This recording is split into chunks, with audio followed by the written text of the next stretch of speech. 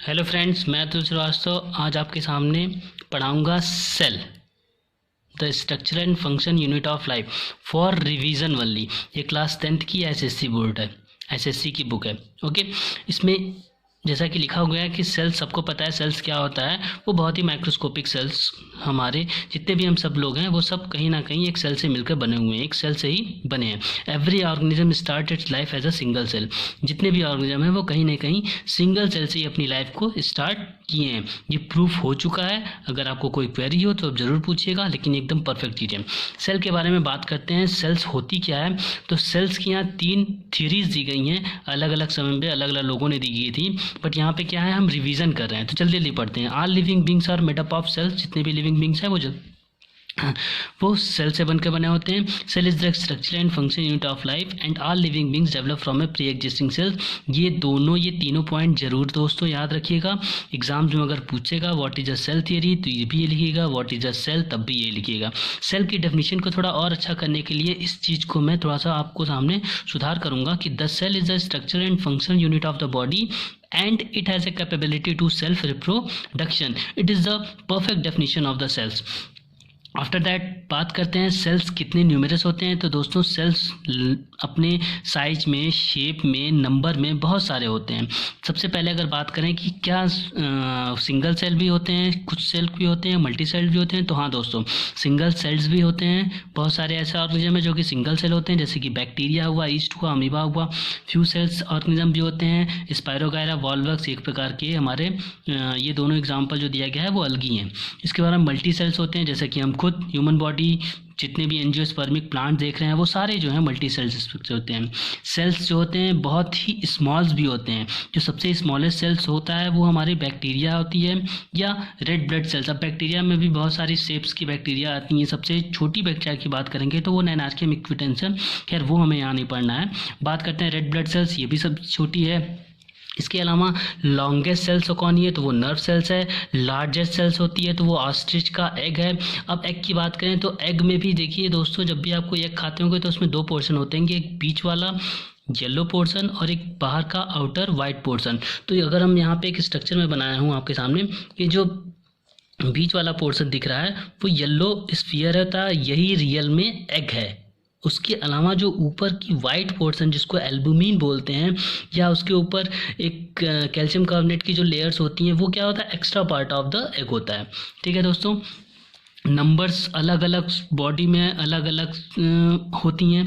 जैसे कि अगर ह्यूमन बॉडी की बात करें तो ह्यूमन बॉडी में जो नंबर हैं सेल की वो 100 मिलियन सेल्स होती हैं। अराउंड 10^15 सेल्स होती हैं हमारे होल बॉडी में। 10,000 मिलियन नर्व सेल्स होती हैं किसमें, ब्रेन कॉर्टेक्स में। 25 मिलियन रेड ब्लड सेल्स होती हैं हमारी बॉडी के अंदर। 30,000 मिलियन वाइट ब्लड सेल्स होती हैं। ठीक है दोस्तों, शेप्स की बात करें तो शेप्स भी डिफरेंट होता है। सबसे पहले अगर बात करें रेड ब्लड सेल्स की, बहुत ज़रूरी है, तो सर्कुलर और बाइकॉन्केव होता है। ठीक, और इसका मेन फंक्शन क्या होता है आरपीसी का, रेड ब्लड सेल्स का, वो ट्रांसपोर्ट करना, किस चीज़ का, ऑक्सीजन का ट्रांसपोर्ट करना। डब्ल्यूबीसी की बात करते हैं तो डब्ल्यूबीसी वाइट शेप का होता है। ठीक, वाइट ब्लड डब्ल्यूबीसी का फंक्शन क्या होता है हम सबको पता है कि वो क्या होती है, प्रतिरक्षा प्रणाली में, तो हमारी इम्यूनिटी को स्ट्रॉन्ग करता है। ओके, नर्व सेल्स की बात होती है, वो एक लॉन्ग, काफ़ी लंबी होती है। वो क्या करता है, इम्पल्सिस का कंडक्शन करता है। कंडक्शन मीन्स नर्व इम्पल्स को बॉडी से ब्रेन और ब्रेन से बॉडी को मूव करता है। उसके बाद बात करते हैं गार्ड सेल्स की। गार्ड सेल्स कहाँ पाई जाती हैं, जो स्टोमेटा होता है, स्टोमेटा के दोनों तरफ एक गार्ड सेल्स होती हैं। वो गार्ड सेल्स की शेप कैसा होता है, वो बीन शेप्ड होता है।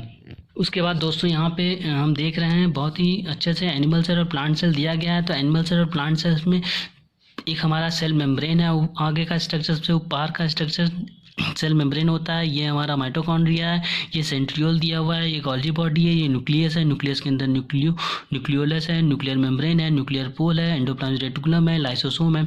ठीक इसी प्रकार इसमें भी होता है। एक एक्स्ट्रा क्या है, वैक्यूल्स है और सेल वॉल है, जैसा कि हमें दिख रहा है। तो दोस्तों इसके बारे में डिफरेंस क्या है, क्या नहीं है।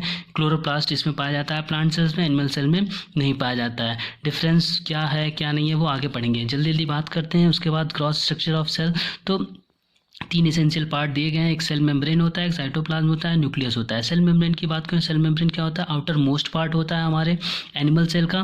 But in the case of plant cells there is a cell wall is the outer most layer of the अब प्लांट सेल्स, दोस्तों जैसा कि हम यहाँ देख रहे हैं, cell wall is the outer most layer of the plant cells, and after that there is a inner layer just beneath the cell wall is the cell membrane is present. But in the case of animal cells, only cell membrane is present. That's the first difference between the animal cell and plant cell. Always remember this point. Animal cells have a no cell wall, but plant cells have the cell wall, and cell wall is the non living structure.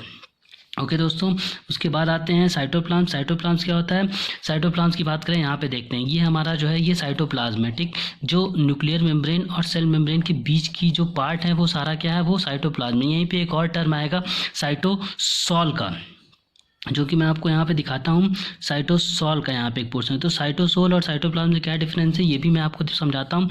Cytoplasm क्या है? Nuclear membrane और plasma membrane के बीच की जो part है वो हमारा cytoplasm है। जब अब इस साइटोप्लाज्म में से हम माइटोकॉन्ड्रिया को, गोल्जी बॉडी को, मीन जितने भी ऑर्गेनेली हैं उन सबको निकाल दें इन दोनों के बीच के, तो जो पोर्शन बचता है, तो जो लिक्विड पार्ट बचता है उसी को कहते हैं साइटोसॉल। क्लियर दोस्तों? उसके बाद मूव करते हैं न्यूक्लियस में। तो nucleus is the largest part of the cell. Nucleus का स्ट्रक्चर देखते हैं। तो न्यूक्लियस में दोस्तों 4 मेन बेसिक स्ट्रक्चर होते हैं। पहला न्यूक्लियर मेम्ब्रेन, जो कि दिख रहा है, डबल मेम्ब्रेन स्ट्रक्चर था। न्यूक्लियर पोर, जो कि हमें दिख रहा है पूरे न्यूक्लियर मेम्ब्रेन में। उसके अलावा न्यूक्लियोलस, ये एक डेंस स्ट्रक्चर होता है न्यूक्लियस, जो कि राइबोसोम्स के बने होते हैं, पढ़ेंगे इसके बारे में। फिर उसके बाद ये न्यूक्लियोप्लाज्म होता है। इसके अलावा एक 5वां पार्ट होता है जो कि यहाँ पे दिख रहा है, थ्रेड लाइक स्ट्रक्चर, जिसे कि हम क्रोमेटिन कहते हैं।